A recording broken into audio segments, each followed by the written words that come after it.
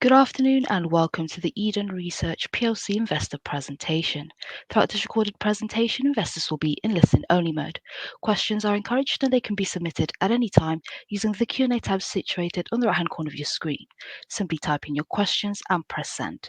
The company may not be in a position to answer every question received during the meeting itself. However, the company can review all questions submitted today and publish responses where it is appropriate to do so. Before we begin, I would like to submit the following poll, and I would now like to hand you over to CEO Sean Smith. Good afternoon to you. Good afternoon, and thank you very much. And thanks to you all for joining us today and for your interest. The point of today is to present our preliminary results for 2024 and to take a few questions at the end. So we will begin without further ado. I'm Sean. I've been CEO of Eden for a bit more than 10 years. I come from a background in the chemical industry with a background prior to that in life science, technology commercialization. Alex? I'm Alex Avery. I'm the CFO. I've been with the company just over 14 years. I'm an auditor by trade. I led the aim and mission of the company in 2012, and I've been involved in various aspects of the company. Moving right along, as a high-level overview for those of you who are not familiar with the story, Eden is actually the only AIM-listed company based in the UK focused on sustainable crop protection products, in particular biopesticides for sustainable agriculture. We are a company of about 25 people based in South Oxfordshire, where we do everything from new product formulation discovery all the way through to marketing, sales, product registration, and partnership management. We at the moment have two fully commercial products that are available primarily across Europe and in other key regions around the world, and we'll get into a bit more detail about what that looks like a bit later on in the presentation. Our go-to-market strategy is basically partnering with some of our industry's well-known and well-respected leaders. We enter into these partnership agreements on a local, regional, or global basis. Some of the industry leaders that we work with are Corteva, Eastman, and Sitcam Moxon Group. Some of the names you may recognize, some you may not, but rest assured they're all well-known and well-respected partners in our industry. These partners are our eyes, ears, and boots on the ground in each and every country in which we operate. So, for example, in France, Corteva is selling our first product, a grapevine fungicide called Mevalone. In France, they are responsible for demand creation, product inventory management, relationship development with growers, marketing, sales, and all aspects of our commercial presence in France. And the same is true for every country in which we are partnered and are operating. What you will gather from this presentation and in any conversation that you've ever had with any of us, that regulatory is of the utmost importance in our industry. Regulatory defines the pace with which we enter the market. It also determines the size of the market, the opportunities that we are able or not able to pursue, and ultimately it is somewhat of a gatekeeper. At the same time, regulatory is a changer in our industry. Regulatory pressure is leading innovation in our industry, and it creates substantial opportunities for Eden. Eden lies on the right side of the fence when it comes to the direction of travel, when it comes to regulatory, and we are benefiting from that time and time again over the course of the past few years and certainly going into the future. Moving right along, our business is very much around sustainable pesticides for professional agriculture. What is driving our industry is, largely speaking, consumer concern over food safety, and in particular, consumer concern over the use of pesticides on the products that consumers enjoy eating. That consumer concern is leading to regulatory change. Regulatory change is ultimately driving the removal of conventional synthetic pesticides from the market, and this is what creates the opportunity for Eden. At the same time, farmers are very much concerned about their ability to manage their land effectively, to drive their costs down, and ultimately, in the interest of sustainable farming, sustainable also means economically sustainable. And as a consequence of that, farmers are looking for products that are highly efficacious, that work, that deliver solutions to the problems that they have, and this is where Eden fits in. In terms of the overall size of the biopesticide industry, obviously it's a large industry and growing at a very healthy compounded annual growth rate.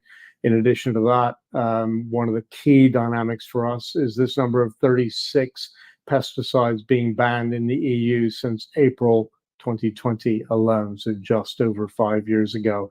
That is a substantial number of products, and a good number of those products were approaching about $1 billion in sales for some of them. This is a very, very big number. It's a huge impact on growers, and companies like Eden are trying to step into the gap that's created by increasing regulatory pressure. A key point for us is that although regulatory does require significant investment of time and money, we are operating in a space within the industry which has a bit more latitude, a bit of a faster pace, and a bit less intensity required around the investment. So when we contrast the opportunities that we're looking at with bringing a conventional synthetic pesticide to market, we're looking at an investment of about $20 million versus $300 million, and about 5 years or so versus 10 to 12 years. So we do have a significant advantage. And of course, all of our partners recognize that that's the case, and it is a key driver for their partnerships with Eden. What we're going to do is walk through 2024, the results that we've obtained, both from a financial perspective and also some of the commercial and operational highlights. We'll talk a little bit about what lies in front of us in terms of the current year, and where some of the opportunities lie. This presentation very much assumes a certain fundamental understanding of the business. There is quite a lot written about us that we've published and others have published on the business historically, if anyone is interested in some additional background context. So kicking off with 2024 highlights, of course, we began the year with regulatory clearance in the state of California. California, just to put this into a little bit of context for everyone, is the most important grape producing state in the US. California, I think, accounts for roughly 87% of total grape production in the United States. I believe it totals its total production exceeds that of the next 8 states combined. So, when one focuses on the US market, one obviously focuses on California, and California, if ranked independently of the rest of the US, would count among the top producers of grapes and, of course, producers of wine globally. We're very pleased to see that, and some of you may have caught some very recent news earlier this week where we announced with a great deal of happiness the approval of Mevlone for use in the treatment of powdery mildew, in addition to the treatment of botrytis. We continue to work to optimize the label in the state of California. We're always looking to grow the label that we have. To remind you, or if you weren't aware, when we refer to the label for a product, what we're referring to essentially is the addressable market. And so by expanding the label, we expand the addressable market. What the label indications mean are, this is a list of crops and disease targets that we are allowed to promote the use of a given product for. So this is the important aspect of this. We also saw, consisting of a bit of a theme here, the expanded use of Mevlone in Spain. This is the second major label expansion that we've had in Spain, so that today Mevlone is one of the most flexible, versatile fungicides available on the market. We have recently added some significant crops such as olives and almonds to the list of crops in which we can target in Spain, and we are already seeing the benefit of that authorization in Spain, even toward the end of last year. Again, following the same theme as we continue to pursue our strategy of expanding the addressable market for existing products and introducing new products, Mevlone also received authorization in Germany and the Czech Republic. This is a part of our push to achieve approval across Europe in particular in the central zone. You may recall that we relatively recently had authorization in Poland and a number of other Central European countries. Germany and the Czech Republic were added to the list very recently. Key among issues among this is that Germany is considered to be a very stringent and very challenging regulator, and we're pleased to say that the German authorities granted us authorization without significant issues whatsoever. And we are pleased to say that Sumi Agro Germany, who is our distributor in Germany, is very busily at work growing the market for the product in Germany. Moving right along, we're happy to say that our next product in the pipeline, which will ultimately be our fourth commercial product right behind our seed treatment product, Ecovelex, we were happy to say that one partner in particular ran north of 140 different independent trials during the course of 2024. That particular partner has run very close to about 300 trials. In addition to that, there are a good number of trials who've been run by other potential partners and by Eden ourselves. And we're happy to say that we are engaged with multiple partners to discuss potential distribution rights for that product in due course. And we'll elaborate a little bit more on the timing. And I've seen that some of the questions pertain particularly to this, so we'll provide a little bit more detail as we move through the presentation. Also, importantly, we have worked and focused to strengthen our commercial team in 2024. We've made a few key appointments into the role of global commercial lead, product and marketing management, supply chain, and regulatory leads. These are all key roles for our commercial team. And we are all singularly focused on not only growing our existing products, but bringing new products to market as quickly as humanly possible in our industry.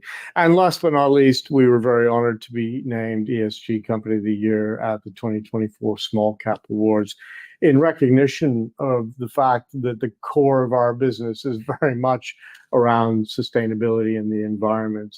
For us, it's not just how we do things, as in replacing the light bulbs with low energy light bulbs, but more importantly, the core of our business, and critically, I would argue, the core of our business is around sustainability in agriculture. And sustainability not only means that we're environmentally sustainable, but that we are developing a sustainable business with products that map onto the future direction of travel in a very favorable way. So just in terms of the numbers, 2024 was a really good year. We saw revenue increase overall by 34% year on year. The key metric for us, as you'll probably all appreciate, is about product sales. And we saw a very nice increase of 38% compared to 2023. Operating loss did slightly widen. That was partly off the back of the new team members that we took on in Q2 to Q3 last year. And we ended up the year with cash at bank of 3.7 million, which was in line with the forecast that we put into the market in mid-2023. And going forward, looking at 2025, we've got a revenue forecast in the market of £5 million, of which product sales are expected to be about 4.6 million. There's a slight asterisk to that, which we will come back to explain a bit more as to what our approach has been in terms of our forecasting. And we'll look at that at the next slide. But the operating loss will narrow, we think, to 1.8 million. And we envisage cash being 2.2 million at the year end, which again is the number that we've had there since the middle of 2023.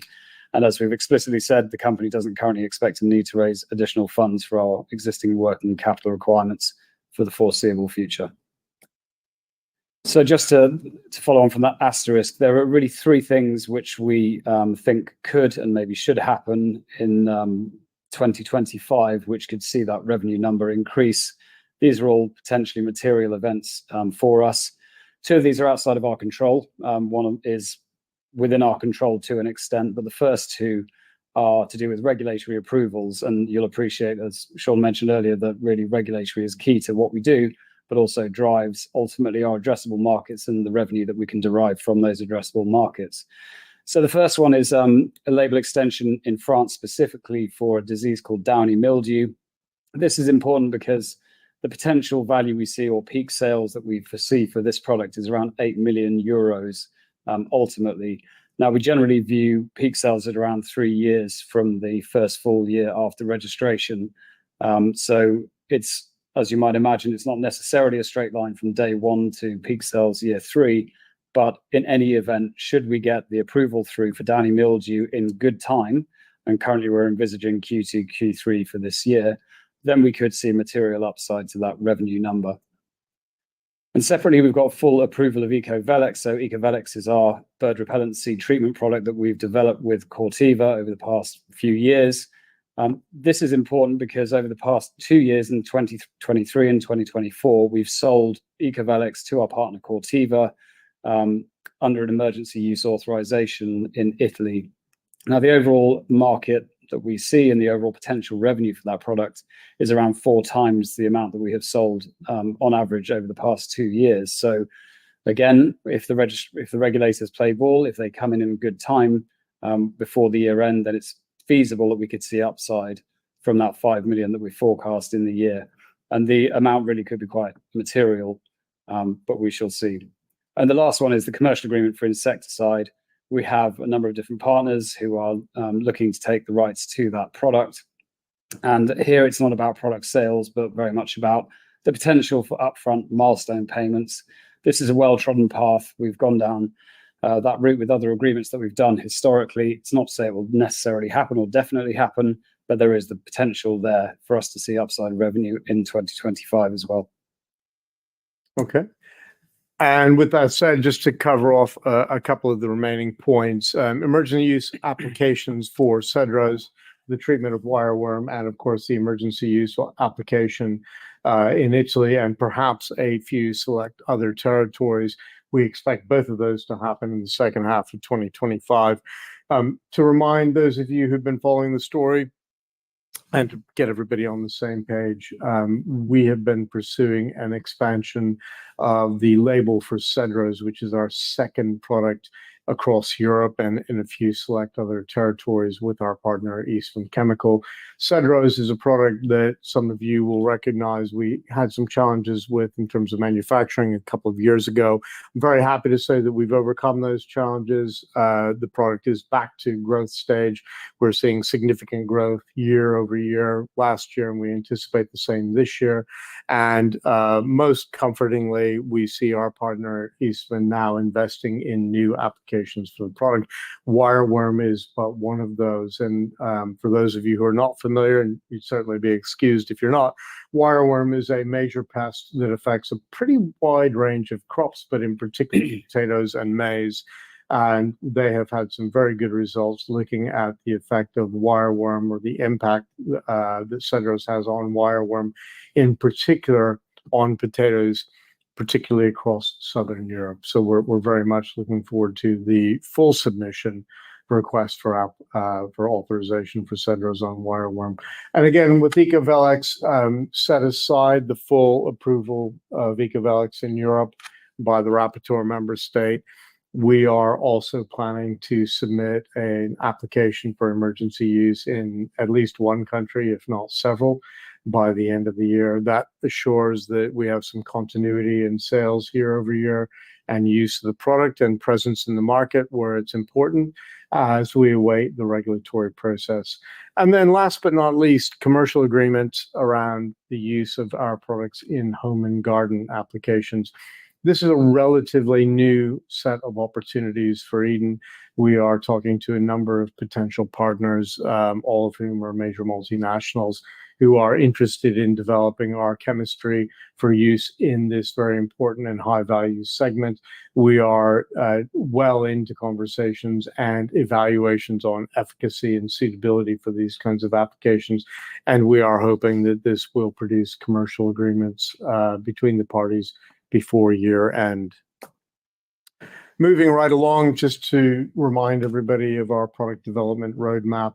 And I really want to pause for one moment and highlight that even if our product has been present in the market for a number of years, such as the case with Mevalone in particular in Europe, all of these products have substantial headroom in terms of new opportunities. And a very good example of that we've talked about already is what we're pursuing with Corteva in France with a label extension to treat downy mildew on grapes in France, which should ultimately grow the addressable market by about tenfold. There are several of those opportunities across each and every one of these products. And so we are, as you will imagine, in alignment with the commercial opportunity and in partnership with our commercial partners, bringing these products to the regulators, seeking authorization to expand the addressable market, and bringing those products to market as quickly as we can. Spain is a very good example of that, a very recent example of that. As of yesterday is the expansion of the label of Mevlone on powdery mildew in California. There's a lot of that work happening in the background, and all of it is directed towards significant increases in the overall addressable market. For those of you who have followed the story for a while, you'll be aware that we have over the years announced a series of label extensions over the years, and one might say, if one were a bit skeptical about it all, one might say that, well, some of those haven't really moved the needle all that much, or they may have helped, but they've not been that dramatic. The truth of the matter is, what we've pursued initially was the lower hanging fruit, pardon the pun, please, where we've looked at the easier, minor use, minor crop label extensions, which were either available for free with an administrative process or for very limited cost. We've now moved into the realm where we are pursuing major use label extensions, for example, downy mildew on grapes in France. These require significant data submissions, and we've been working with our partners to make those submissions. And so a number of these we've talked about already will come to fruition over the course of the next 6 to 12 months. So stay tuned for that. We very much look forward to updating you on that. Cedros, there are plenty of examples. Wireworm that I mentioned a moment ago is another good example. So the point is that even older products in our portfolio have lots of new potential life available in them. Of course, Ecovelex, we've talked about that to a great extent, but to continue with the theme, we also see opportunities for Ecovelex on other crop opportunities. For example, sunflower is an obvious opportunity where we are looking at how the product performs and assessing its impact overall and position in the market. The insecticide, we've talked a little bit about. We are well advanced in our conversations with multiple potential commercial partners. Those conversations are ongoing. As you might imagine, they're fairly complicated. There's a lot to play for. We see the insecticide as being one of our largest, if not our largest, potential product in the portfolio today. And moving right along to fungicide 2 and insecticide 2, which I will appreciate. We haven't particularly been all that creative when we've named them, but I assure you we have been creative in formulating those products and targeting some very significant commercial opportunities.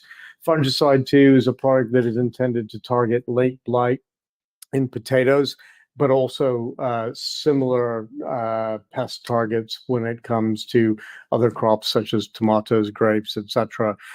So far, we've seen some very strong interest in that product from a commercial perspective, and we've seen some very early but interesting lab and field results. And I'm happy to say that very recently we've put samples of this product, and I mean substantial quantities of this product, in the hands of multiple potential commercial partners who have all expressed a strong interest in evaluating the product for themselves, which is very much the course to commercialization that we follow in our industry. And last but not least, insecticide 2, equally creatively named, also focused on insecticide activity, obviously. Here we're targeting a completely different grouping of insect pests, referred to here as Lepidoptera, more commonly known as moths. Moths are a major pest for a wide range of crops, particularly tree fruits. And here we've seen some very encouraging, albeit early, results that are very positive on that group of insect pests. So having given an idea as to where we see the future in terms of our product development, we now want to give an idea in terms of what that might translate into in terms of revenue. So if we look at the first two columns, EU, US, this is what we're heading to in the relatively short term, meaning the next few years. We already have sales, of course, of Mevalone for botrytis in both the EU and have started now in the US as well. To give a rough idea, we're at around 2/3 of where we would hope to be in the EU for Mevalone for botrytis. But as I mentioned, in the US, we're at the start of that journey. Mevalone downy mildew, this is why we're excited about the label extension in France. This is a big opportunity. And then Cedros, again, notwithstanding the few issues we had a couple of years ago, which have now been resolved, we're now starting to head back towards the 2 million that we would hope for in the EU. The US is a big opportunity. The good news is we have regulatory approval for a wide range of targets in the US. So all nematodes are on the label, which is a really good start. We are in the process of finding a good distribution partner for that product. So we hope and expect to see sales of that product in 2026. Ecovelex, we've already talked about. Once we get our full EU approval, then we should be very close to that peak number of around 4 million euros. We obviously have our partner already lined up. We have one incumbent product in the market, which is due to be banned and which we are looking to replace as soon as possible. So generally, we work on 3 years to peak sales. Ecovelex is the exception. So we should see that come through much sooner. And then the insecticide, as Sean mentioned, a really big opportunity for us. But overall, we're hoping to get to around 39 million euros in relative terms in the not too distant future. Overall, though, where we want to head towards is around 135 million euros globally. That would mean taking on the key markets, the key disease targets and crops, but is certainly a reasonable number given what we know and given where we expect that we should be able to go in the future. Right, and one final point here is that our main focus today is very much around developing the EU and the market in the Americas as a whole, both North and South America. When we look at the overall global market, I'm sort of cheered by looking at some of the opportunities that are emerging and that we are starting to get insight into. So increasingly now with for the time being anyway, full and complete commercial team, we are very much looking at opportunities in Southeast Asia, South Asia, and in other important territories around the world. You'll see that the potential there is substantial. I'd like to give you a bit of an anecdotal story for a brief moment, which is that the other day, about 2 weeks ago, I was in Tesco over the weekend shopping in the produce aisle and happened to notice that all of the grapes available for sale were produced in India. That was slightly eye-opening for me because I had appreciated that India was a major producer of grapes. What I hadn't fully appreciated was that Indian produce is making its way to the US and is finding its way onto the shelves of Britain's largest retail offering.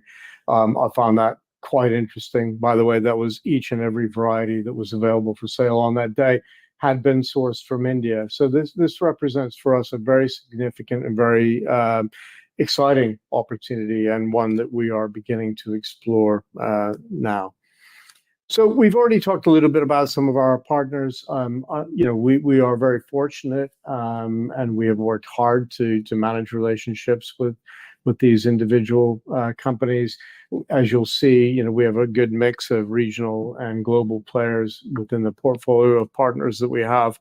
We are working very hard to make the most of the existing opportunities in front of us and to explore new opportunities with these partners.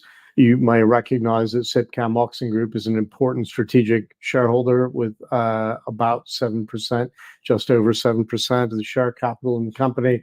They've proven to be a reliable and exciting partner to work with, and they are extremely capable when it comes to bringing products to market. In addition to that, I'm also happy to say that we are not a one-trick pony, so to speak. We are looking to expand the list of partners that we have.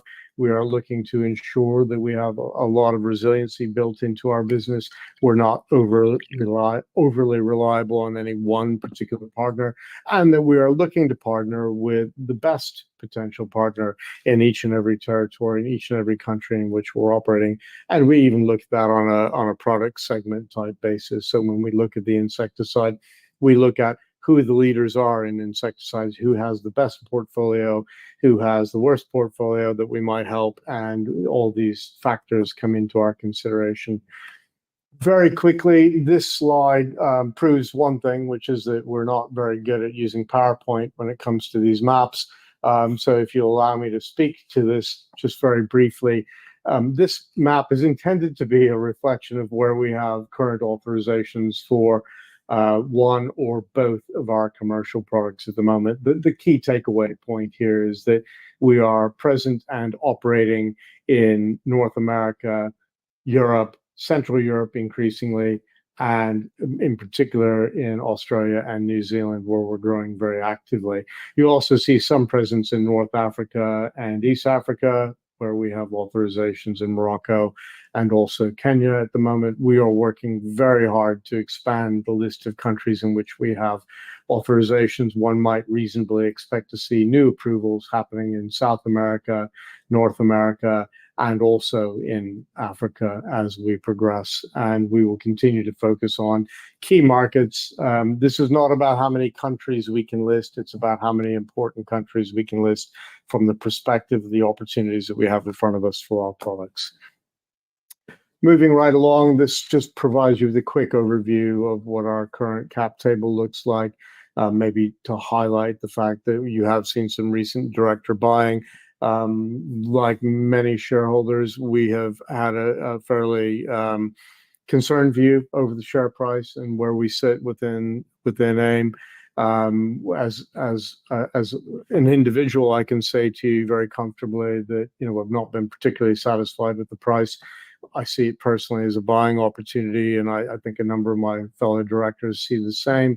We will continue to work as hard as we can to communicate effectively the value that we see in the company, the opportunities that we see in front of us. And I would only ask you rest assured that we have an eye on this point, and we're doing our best to improve the situation as well as we can within the framework of the market in which we operate at the moment. Finally, just to move in a little bit of detail around Ecovelex, which will be our next fully commercial product, pending regulatory authorization in Europe. Ecovelex was developed over the course of about 5 years in very close collaboration with Corteva. And Corteva brought to us an opportunity that we had not really considered in a great deal of detail, and that was in particular bird repellent seed treatments, although we had looked carefully at the seed treatment market previously. We aligned the opportunity that they saw with our capabilities. We developed a formulation using the team that we have in-house in Milton Park in South Oxfordshire, and we have successfully brought that product to the regulators for authorization in about 5 years. So that's pre-proof of concept to pending regulatory authorization, and I mean full regulatory authorization in about 5 years' time. So that is moving at a relatively fast speed in our industry. If you referenced an earlier slide about how long it takes to get products to market, we are both very pleased with the development of the product, and we actually see a very nice product development pathway in front of us in terms of expanding the uses of Ecovelex, optimizing the formulation, and moving down the road to always expand the overall opportunity available to both parties as we work very successfully in partnership with Corteva. What's been nice about this collaboration as well is it has uncovered a number of other opportunities leading ultimately to our distribution relationship in France, and potentially all going to plan to further opportunities in the future as we're both open to looking at those. And so just to wrap things up, we were relatively pleased with the development over the course of 2024. The position of the company today is much stronger than we have been in the past.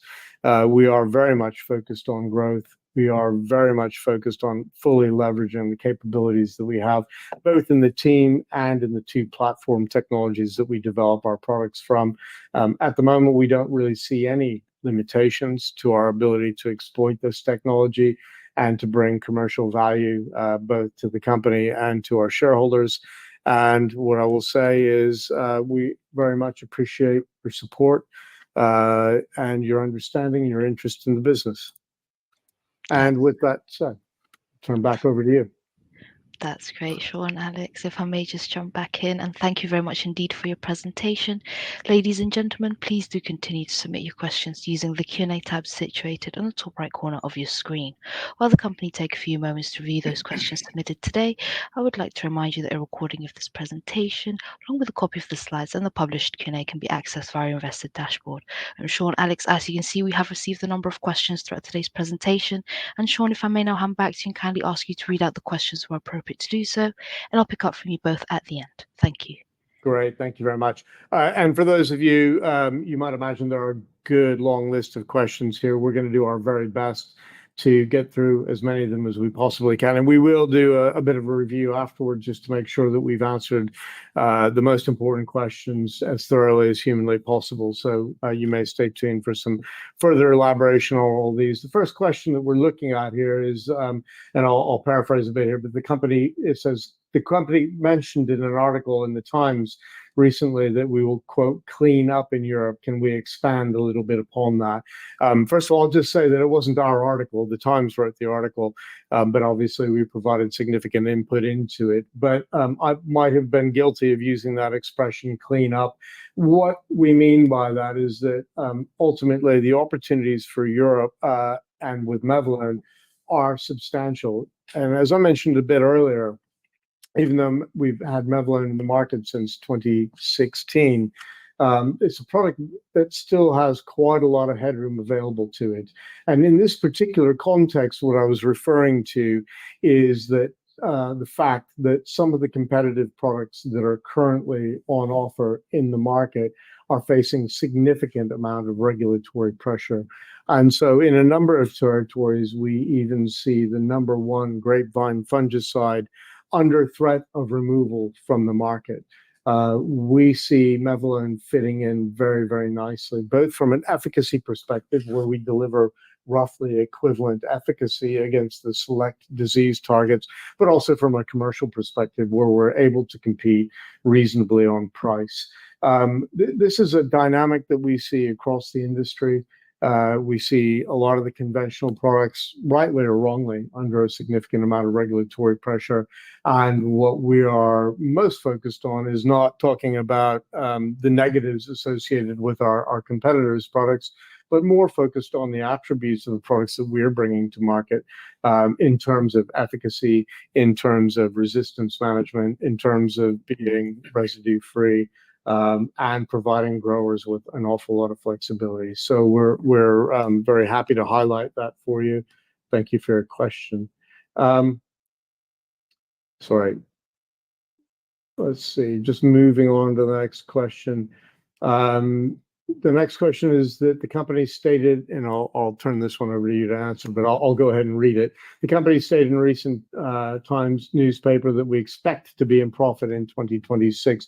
There was a bit of context around that question, around that answer, I might add. But can we put some detail around that? And I'll turn that one over to Alex to handle.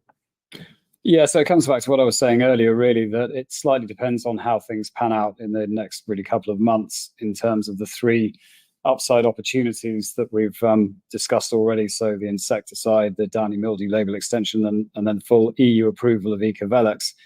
So should those things come through in good time, what does that mean? It means that there is really potentially some good upside to 2025, but moreover, that would set a new base, if you like, for 2026.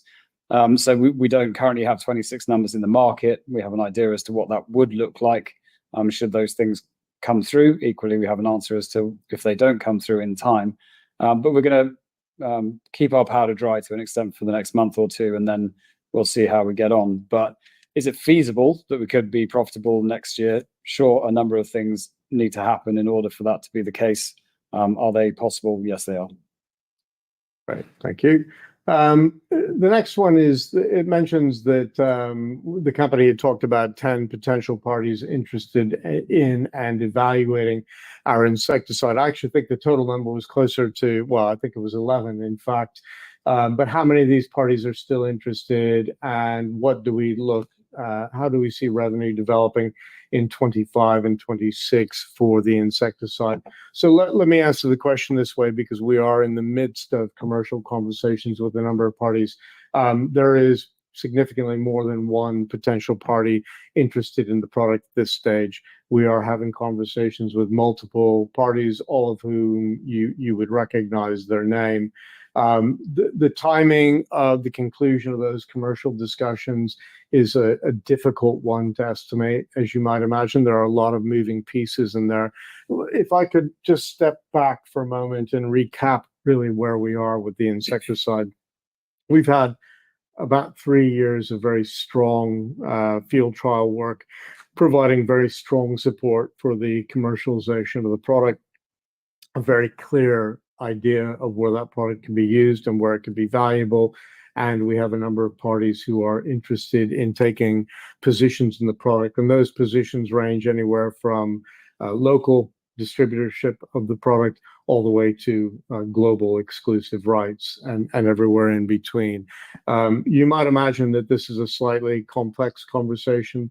However, and there are a lot of important considerations for us. For example, the overall value of the deal. What we look at our gross margin as being in the short term and in the long term, and which partners are most likely to make the most of this product opportunity. We are in the process of parsing those items out, as I might mention. Do we see revenue opportunities in 25 and 26 for the US or for any other territory? The answer is yes. Those would likely be associated with the terms of any particular deal that we wind up executing between ourselves and one or several other parties. The long and short of it is it's a little bit difficult to anticipate at this particular point.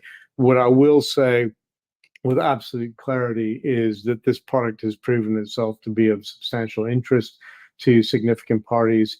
And we are doing our very best to extract maximum value for the company, but ultimately also for our partners. So with that, I'll wrap that question up. Let's see. I think I've answered the next question as well. So moving right along, how insulated is Eden from the tariff wars? Should they prolong or manifest themselves further? That's a great question. I like that one. We are actually very well positioned to deal with the tariffs. I'm not particularly concerned about them. So we should talk about this in a number of different ways. But the key point is that we are able to manufacture our products with relatively short notice at a good long list of potential contract manufacturers. So at the moment, we are manufacturing our product I think it's about 5 different countries across the EU with a good long list of existing contract manufacturing partners. We have in the past qualified a US-based contract manufacturing partner. That is a partner that we could easily requalify, and there is no shortage of potential contract manufacturing partners in the US. So I would say to you, should the situation develop and should it come to it, we would be able to qualify a new manufacturing partner or the previous manufacturing partner in the US easily within 3 to 6 months' time. So ultimately, that means that we're able to procure our raw materials in the US and secure contract manufacturing in the US, which would not expose us to any tariffs. So from our perspective, the tariff question, it's a great one, and lots of people ask that question, but it's not one that we're particularly concerned about at the moment. With that said, we are following the story very, very closely. We appreciate that the tariff-related policies of the U.S. administration require some further clarity, if I can put it that way, without fear for revocation of my passport. And yeah, we'll see how we get on with that one. But in any case, it's not something we're particularly concerned about at the moment. Moving on to number 10, there's a comment in the results about formulation of your products and added flexibility for having more in-house staff. Can you elaborate on that? Not sure what that refers to. Well, just the fact that we've got more in-house capacity now, rather than relying on CROs or contract research organizations, which we've had to do in the past. We can be a lot more flexible. We can have a lot more throughput with having everything done internally. Also, over that same time, we're generating internal knowledge and know-how. So yeah, having our own lab over the past 5 years has been invaluable. Right. Okay. Moving on, there's a question here about the label restrictions for Mevlone in the US and elaborating a little bit on that. So, one of the restrictions that we had on the label, which was a bit disappointing for us, was the exclusion of powdery mildew from the label, where we have powdery mildew on the label in the other states in which we have authorization and at the US federal level with the EPA. So the exclusion of powdery mildew in California was a bit of a surprise to us. We have subsequently engaged in conversations with the regulator, provided them with the information, the additional information that they required, and you'll see the result of those discussions announced yesterday with the inclusion now of powdery mildew. There are a few other use restrictions. These tend to represent an inconvenience for the grower. They tend to be around personal protective equipment that might be required and limitations to the number of acres that can be treated in a day. These regulatory requirements were imposed by the regulators as a result of a change in the regulatory requirements that occurred between the time that we submitted our application for approval and ultimately being granted approval. This is pretty consistent with what we see happening globally. In other words, regulators around the world who are concerned about plant protection products never lower the bar. They're constantly raising the bar. And what that means is that there's an ongoing requirement to submit new studies addressing additional or sometimes new issues. We have initiated the studies that are required to remove those restrictions. We are very confident that we will be able to remove those restrictions. And ultimately, what that means is that there will be less inconvenience for growers that are desiring to use Mevlone in the field. In the short term, I should assure you that we are selling in California and, of course, other states. We will continue to see strong growth year over year, and the removal of those additional restrictions will take place. It's very difficult to give you a timeline, but we do expect to have results from those studies that are ongoing very soon. One of those studies, just to give you a bit of detail, had to do with what are called non-target plants. And that study had not been done prior to the submission because there wasn't a requirement for it previously. And it's slightly counterintuitive in the sense that Mevlone is used on a very wide variety of crops now in Europe and in other territories around the world. And so that requirement we thought could be dealt with fairly simply by citing the fact that there's a long history of safe use on a range of crops. That's not how the regulators see it, and it's somewhat understandable. So we have conducted that study. The results are exactly what we anticipated. In other words, Mevlone is safe for use on a wide range of crops. And as a consequence, ultimately, that requirement will be removed from the restrictions that we have at the moment. And there's more to come in that regard. Okay. Let's see here. Next question number 12, I think it is. How long after the insecticide partner discussions have concluded do you expect to have regulatory approval for sales to start? So I'm going to give you a fairly annoying answer to that question. And the answer is it depends upon the territory. So in the US, the route to authorization, given that our active substances that are in that product have already been approved, should be significantly shorter than it will be in several other countries around the world. In any case, we expect to have a nice portfolio of timelines that we're looking at from sooner, as in the US, to later, which will be Europe. But rest assured, we're moving that forward as quickly as we can. And we do have a substantial body of data supporting the registration of the insecticide product already, not the least of which is an extensive library of efficacy studies, which will certainly support relatively quick authorization in certain territories. Okay. See here. Question. Yeah, shall I read that one? Yeah, go. From AC, there was a comment in the notes to the accounts about a performance condition in a contract that had not yet been met and revenue not yet recognized. Did this relate to Ecovelex and commercial sales? Can you say any more? Thanks. I'm very pleased to see that somebody has fully read the accounts. I'm very impressed. The answer is a short no, it doesn't relate to Ecovelex. It was to do with a data sharing agreement. We've started entering into a number of data share agreements. It's interesting over the years how many different companies have come to us looking to access data for very different purposes outside of AgChem certainly, but they all see the value of the IP that we've generated and are looking to access for their own purposes, ultimately for commercial sales of their own developed products.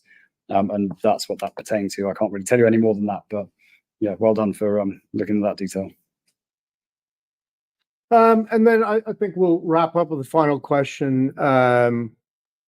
The question is that we sound a lot more excited about our prospects today than we have perhaps in the past. So apologies if we've not seemed overly excited about the prospects in the past. It's not an exaggeration to say that we are in the best position we've been in the history of the company in terms of the capabilities that we have in front of us, in terms of the portfolio of the products that we have that have been commercially launched, and in terms of our pipeline of products under development. And we'll take this moment just to highlight that it's just a bit more than 5 years ago we engaged in and successfully closed our first significant round of fundraising in early 2020, just before the lockdown, where we were very happy to bring on board, I think it was 11 new institutional investors, and to receive very strong support from a good long list of retail investors. With that said, we set about immediately building a team. So we've grown from 2 people and some support to a team of just under 25 people with our own in-house capabilities and our ability to accelerate the development pathway for each and every one of the products that we're undertaking. In that period of just over 5 years, we have invented and developed and are just short of registering Ecovelex, our third product. We've expanded the label for Mevlone significantly. We are expanding the label for Cedros, and we are on the cusp of signing a commercial deal in the not too distant future, we believe, for the insecticide, our fourth product. And beyond that, we have a very exciting pipeline of new products under development. I'll quote a fund manager that made a comment a good number of years ago to our chairman, which was to say that we're one of the few companies that he'd come across that had more opportunities than money. That very much remains the case. And as we stand, every turn of the crank presents new opportunities for us and new excitement. The key for us at the moment is to stay focused on the opportunities in front of us, not to run off in different directions and chase every wild hare. We are very much focused on serious commercial opportunities that represent as short a term potential for the company as humanly possible, working within a sea of what are effectively slow-moving partners and slow-moving regulatory processes. But I think we're doing reasonably well in bringing new things to market. So the level of excitement is genuine. And again, I think the company's best days are very much in front of us, not behind us. That's great, Sean. Alex, if I may just jump back in there, and thank you for addressing those questions for investors today. And of course, the company can review all questions submitted today and will publish those responses on the Investor Meet Company platform. But Sean, before we redirect investors to provide you with their feedback, which is particularly important to the company, could I please ask you for a few closing comments? Yeah, I just want to close by saying thank you very much for your interest, for your attention, for following the company. I appreciate that investors have lots of opportunities in front of them today. Particularly, they have lots of undervalued opportunities in front of them, and so it might be difficult to catch investors' attention. Rest assured, we are doing our very best to bring the potential that this company has and what we've achieved so far to the attention of existing and potential future shareholders. We share your enthusiasm. We appreciate your enthusiasm, and we will continue to pursue meaningful opportunities to the benefit of the company and its shareholders now and in the future. Thank you. Fantastic. Sean, Alex, thank you once again for updating investors today. Could I please ask investors not to close this session, as you will now be automatically redirected to provide your feedback in order that the board can better understand your views and expectations. This may only take a few moments to complete, and I'm sure will be greatly valued by the company. On behalf of the management team of Eden Research PLC, we would like to thank you for attending today's presentation, and good afternoon to you all.